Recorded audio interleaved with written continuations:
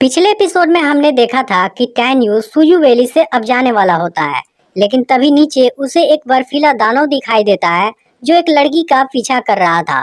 यह देख टैन्यू तुरंत अपने ब्लड स्पिरिट लायन दांतों के साथ उसे बचाने का डिसाइड करता है।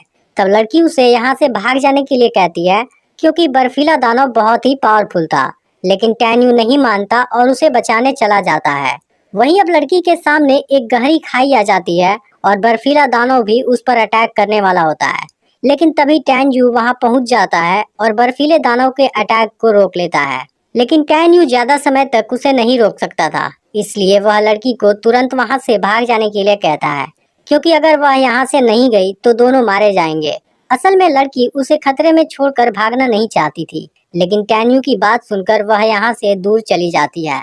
इसके बाद बर्फीला दानव टैन्यू पर लगातार अटैक करने लगता है, लेकिन तभी दांतों आकर बर्फीले दानव को रोकने लगता है और टैन्यू वहां से बचकर लड़की के पास आ जाता है। अब दांतों बर्फीले दानव को रोकने की अपनी पूरी कोशिश करता है, लेकिन बर्फीला दानव अपने एक अटैक से ही उसे दूर फेंक देता है। यह देख टैन्यू तुरंत दांतों के पास जाता है, जो इस अटैक में बुरी तरह जख्मी हो गया था। फिर टैन्यू कहता है कि तुम्हें कुछ नहीं होगा, मैं तुम्हें ड्रैगन गॉड से भी ज्यादा पावरफुल बनाऊंगा। इसी बीच बर्फीला दानव फिर से इन पर अटैक करने वाला होता है, लेकिन टैन्यू लड़की को साथ लेकर वहां से भागने लगता है। फिर लड़की टैन्यू से कहती है कि बर्फीला दानव टियर 1 का दानव है, तुम उसका सामना नहीं कर पाओगे, इसलिए मुझे छोड़कर यहाँ से भाग जाओ। तब टैन्यू कहता है कि मैंने तुम्हें बचाने का डिसाइड कर लिया है और अब मुझे कोई नहीं रोक सकता। बर्फीला दानव टैन्यू का काफी देर तक पीछा करता है, लेकिन आखिरकार वह थक जाता है और वहां से चला जाता है। अब यहाँ से ट्रांसफर फॉर्मेशन का रास्ता काफी दूर था और लड़की भी थोड़ी सी जख्मी थी, इसलिए टैन्यू उसे अपनी पीठ पर वहां तक ले जाने के लिए कहता है। यह सुनकर लड़की पहले तो शर्माती है, लेकिन उसके पास कोई दूसरा ऑप्शन नहीं होता, इसलिए वह टैन्यू की बात मान जाती है और टैन्यू उसे अपनी पीठ पर लेकर आगे बढ़ने लगता है। तभी हम देखते हैं कि म्यूरोनकुन का आदमी हान इन पर नजर रख रहा है, लेकिन अब टैन्यू भी समझ जाता है कि कोई उसे टारगेट कर रहा है, इसलिए वह लड़की को यहाँ से अकेले जाने के लिए कहता है। फिर टैन्यू जब यहाँ से जाने लगता है तो लड़की उसका नाम पूछती है और अपना नाम सियाओ बताती है। इसके साथ ही हमें यह पता चलता है कि सियाओ टैन्यू की सीनियर है। अब टैन्यू यहाँ से अकेले आगे बढ़ने लगता है, तभी हम देखते हैं कि ये टियान भी अपने कुछ लोगों के साथ यहाँ आ गया है। फिर ये टियान के आदमी बोलते हैं कि इसे तो हम ही देख लेंगे, लेकिन ये टियान थोड़ा सा परेशान होता है क्योंकि टैन्यू ने 7वीं लेवल पर होते हुए भी वेई को मार दिया था और इसके अलावा वह केवल 20 दिन के अंदर ही 8वें लेवल पर आ गया है, जबकि इसमें कम से कम 3 महीने का समय लगता है। तभी ये टियान हान और उसके लोगों को भी छुपा हुआ देखता है, इसलिए वह अपने लोगों के साथ वेट करने लगता है।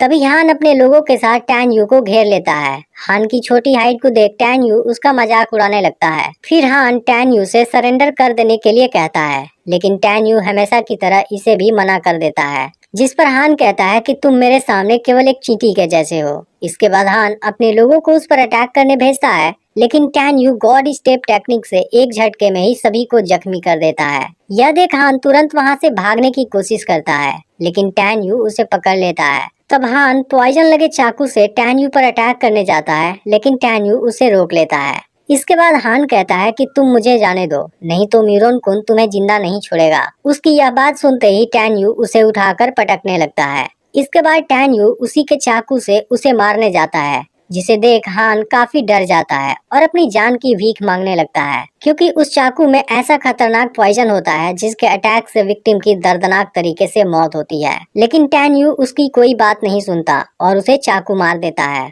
यह देख हान के आदमी तुरंत वहां से भाग जाते हैं, लेकिन अब ये टियान अपने लोगों के साथ वहां आ जाता है।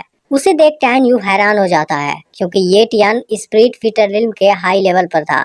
ये टियान कहता है कि तुमने लिंग हो के भाई को मारकर बहुत बड़ी गलती कर दी है, इसलिए अब मरने के लिए तैयार हो जाओ, जिस पर टैन्यू भी उसे सामने से चैलेंज कर देता है। इसके बाद ये टियान अपने लोगों के साथ उस पर अटैक करने जाता है, लेकिन तब टैन्यू गॉड आई टेक्निक का यूज करता है और ये टियान के सभी लोगों को अपने कंट्रोल में कर लेता है। फिर टैन्यू ये टियान पर अटैक कर देता है और उसके चेहरे पर कट लगा देता है। अब टैन्यू के इस हरकत से ये टियान काफी गुस्सा हो जाता है और अपने ड्रैगन बॉडी में आने के बाद टैन्यू पर अटैक करने लगता है।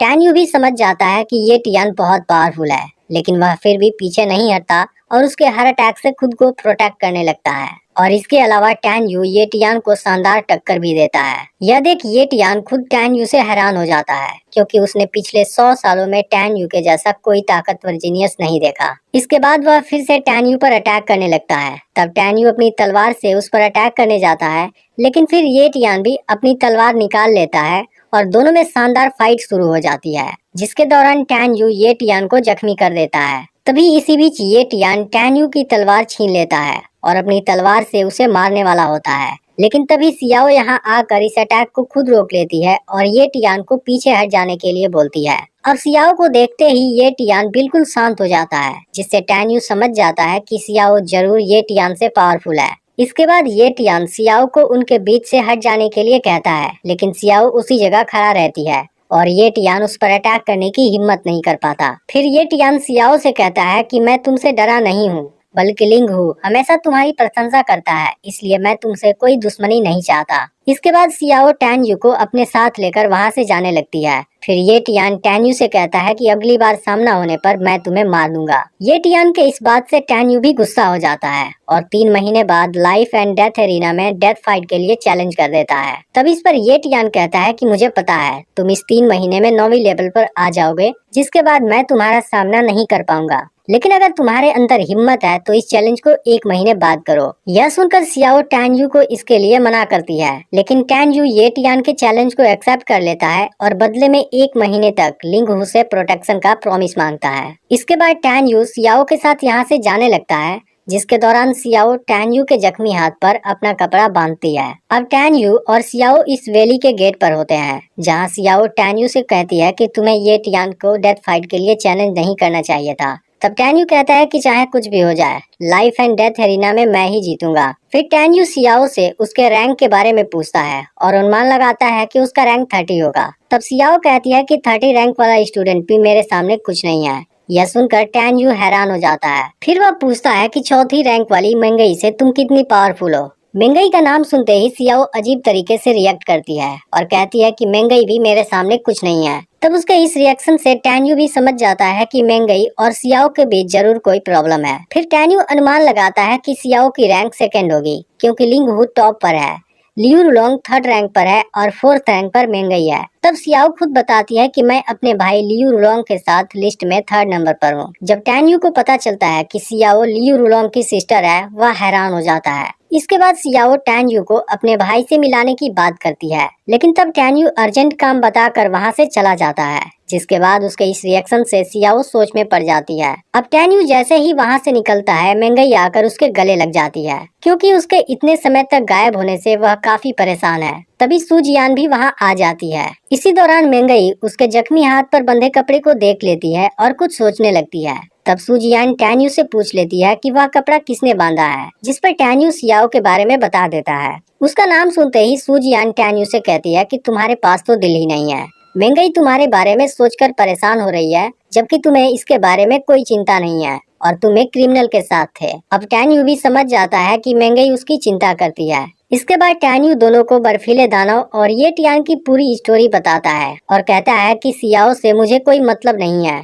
फिर सुजियान टैन यू को सियाओ से दूर रहने के लिए बोलती है, क्योंकि पिछले ड्रैगन रैंकिंग लिस्ट मैच में सियाओ ने मेंगई के साथ चीट करके उसे हरा दिया था, लेकिन टैन यू को लगता है कि सियाओ ऐसी लड़की नहीं है। तभी मेंगई बताती है कि अब हमें जाकर रेस्ट करना चाहिए, क्योंकि ग्रेट एल्डर कल कोई अनाउंसमेंट करने वाले हैं जो गॉड एग्जाम वैली के बारे में है। यह सुनते ही टैन यू हैरान हो जाता है। तब मेंगई उसे बताती है कि सच में यहाँ गॉड का एक मेटेओराइट है, लेकिन टैन यू को अभी भी यकीन नहीं हो रहा होता।